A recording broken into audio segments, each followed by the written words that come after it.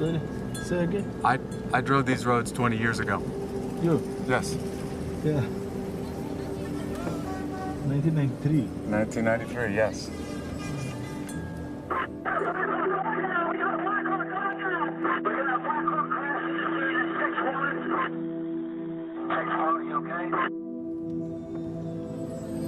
There is a great deal of killing, a whole lot of violence in the movie Black Hawk Down, but to be honest with you, it is a fraction of what really happened in Somalia.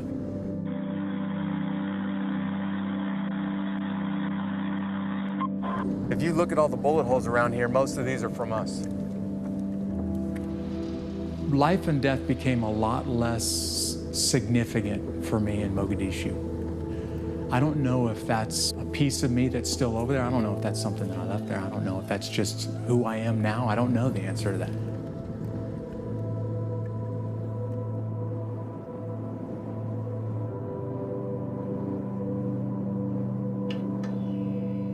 It was my job to lead the Humvees on all of the missions that Task Force Ranger did in Somalia. For the first 30 minutes, man, this thing went down like clockwork, except for one of the Rangers who was flying in on the Blackhawks. Todd Blackburn, when he left the Blackhawk to slide down the rope, he missed the rope and he fell somewhere between 70 and 90 feet from the helicopter. So as soon as I got to the target building, I was already getting a call to take Todd Blackburn back to the base and drop him off. And when I turned the corner, I got hit with the most intense enemy gunfire I've ever experienced in my life. In the course of 1 or 2 city blocks, Dominic Pilla was killed behind me, and most of the vehicles were shot to pieces. For the first time, I started to panic, and everybody around me started to panic. And I was thinking, I know I'm going to die. When I finally made it back to the airfield, I was surprised that any of us survived. In fact, I took my helmet off and I threw it. I was so angry at what I just went through, threw it across the blacktop. And that's almost the exact moment that my platoon leader said, Jeff, Mike Durant's helicopters crashed in the city and we don't have anybody else who can go back out there. I need you to get your men, get back on the Humvees, and go back out to the Durant crash site and see if anybody's alive there. I started to clean the blood and the brain matter off of the sides of this Humvee, getting ready to go back out into the city streets. And I was listening over the radio as this operation was spinning out of control and people's voices were getting more and more terrified. I started thinking about my family. I started thinking, God, I'm going to die in the next few minutes. Everything inside of me was thinking, don't go back out there. So at that point, I just kept doing what I was doing and I started praying, God, I'm in big trouble now, and I know I'm going to die, and I need your help. Whatever you want to happen to me tonight, God, I'm putting my life and my future in your hands. It was in an instant, as soon as I said that, I was still totally convinced that I was going to die. But from that moment, the rest of the night, I didn't fear death at all. I think that is the only thing that gave me the courage to get on Humvees and drive back out in the city streets repeatedly.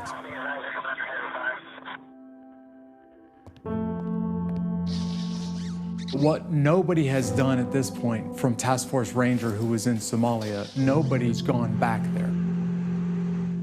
A good friend of mine, Kenny Thomas, who is in Somalia with me, called me out of the blue and said, Jeff, are you interested in going to Somalia? And I was the one telling Kenny, do you realize how dangerous Somalia and specifically how dangerous Mogadishu is? And he said, look, man, I'm willing to go if you're willing to go. I don't feel much emotional difference today than I did flying into Mogadishu 20 years ago. It doesn't feel like it's been that long.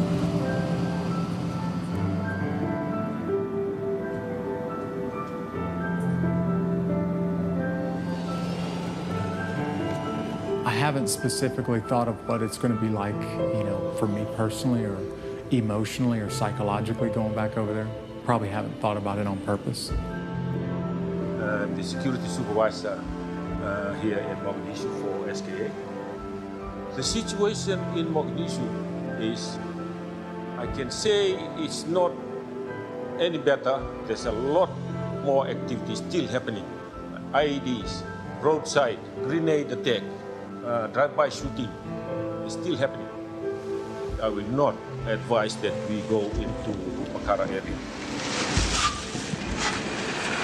Hey, I'll see you on the other side, man.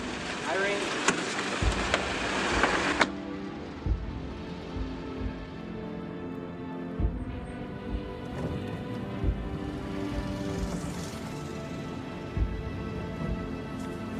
Hey, Jeff, do you recognize anything yet?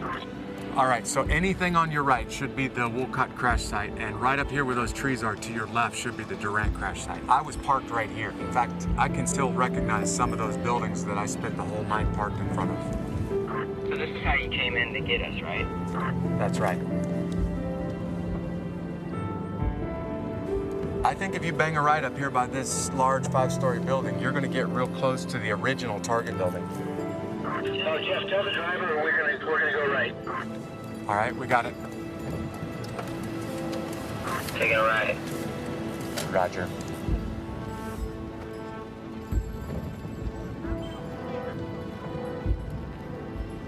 Hey, Kenny, you know that we're in the Bacara market right now, right? Acutely. This is what the roads look like with people, except for the people all had guns. You're in the area of town that everybody said don't go into right now, because it's very dangerous. Hey, Jeff, let's just tell the team we're gonna find our way out of here pretty quick. Yeah, sounds good. Hey, will you call them and tell them to go north to whatever, and then let's go back down via Lynn. In front of Ministry. No, don't turn back. Tell them to go north, hit 21 October, and go down via Lynn. Is there a roadblock? It's okay, keep going, keep going. You're good.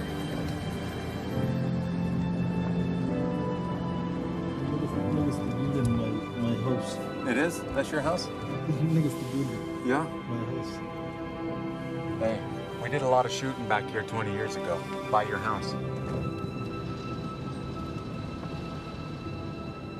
Is this Hawadig? Yeah, how would I miss that? Yeah, okay. We got into a big firefight right here, man. I drove down a narrow alleyway next to the Target building, and then I made a right turn onto that road. And when I made a right turn onto that road, that's where I got hit with about a couple of 100 to 1,000 enemy fighters within a few city blocks. That's where Dominic Pilla was killed. That's where the majority of the initial firefight that I experienced was there. And to this day, it's still the most intense firefight I've ever been in. What I remember thinking distinctly when we were driving back into the city the second and third time is, okay, I know I'm gonna die, but I know where I'm gonna spend my eternity. Now I just need to do everything necessary to make sure that my men don't die. I can't believe I survived that. Good gracious. There's no real explanation why I'm standing here right now.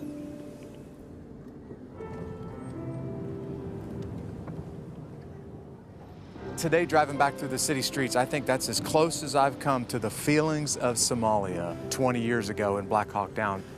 And today really, really drove this home for me. When the firefight was over with, a lot of guys were coming up to my little cot saying, you've got something that I don't have. What is it? You were able to do something that I wasn't able to do. I could hear it in your voice over the radio. What is it? I was very calm. I had made peace with God. I was ready to die in the next few moments. And it influenced the way that I fought. And seeing that spot today, where I washed the blood out of the back of the Humvees and where God gave me this sense of peace, has reminded me that death really became less significant to me in Somalia. And I wonder if life and death here on earth became less significant because eternity became so much more real to me in Somalia.